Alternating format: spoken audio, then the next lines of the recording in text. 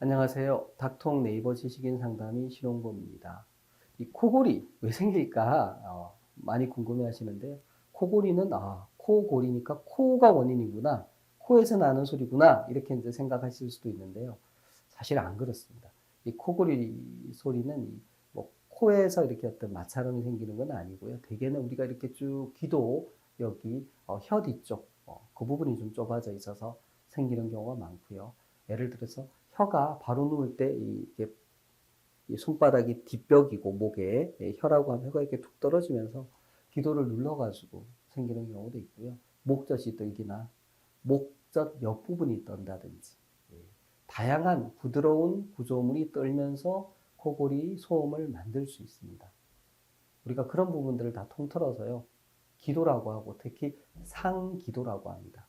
우리 성대를 기준으로 위쪽이 상기도, 아래쪽이 이제 하기도가 되겠죠. 그래서 코골이 수면무호흡증은 상기도의 문제입니다. 코막힘도 일부 원인이 분명히 될 수 있는데 대개는 혀, 그 다음에 목젖, 그 주변의 부드러운 조직, 편도, 이런 조직들이 이제 떨면서 소리를 냅니다. 그래서 이제 이런 편도를 떼주자, 목젖을 잘라버리자, 혀를 좀 찢어서 부피를 줄이자. 이제 이런 형태의 수술적인 시도가 있어 왔고요.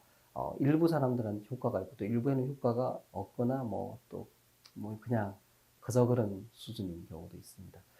그래서 이 코골이 수면무호흡증은 우리 기도 구조하고 밀접한 관련이 있고 또 상당히 이제 복잡한 요인의 영향을 받는데 사실 제일 크게 영향을 받는 건 혀입니다.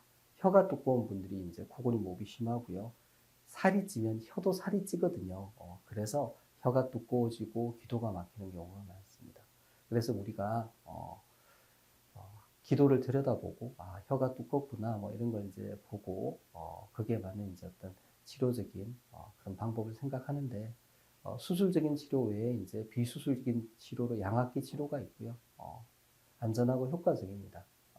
그러니까 혀 뒤쪽으로 공기가 들어가면서 혀를 이렇게 들어 올려서 공기가 잘 지나갈 수 있도록 하는 그런 방법이고요. 안전하고 효과적이고 코골이 수면무호흡증 이제 진단에 필요한 수면다운 검사 또 건강보험이 되고 양압기 치료도 또 건강보험 적용이 돼서 과거에 비해서는 경제적인 부담이 크게 줄어들었습니다. 그래서 코골이 무호흡증 있으신 분들은 수면 클리닉 방문하셔서 검사도 해보시고 또 치료도 고려해 보시기 바랍니다. 이상입니다.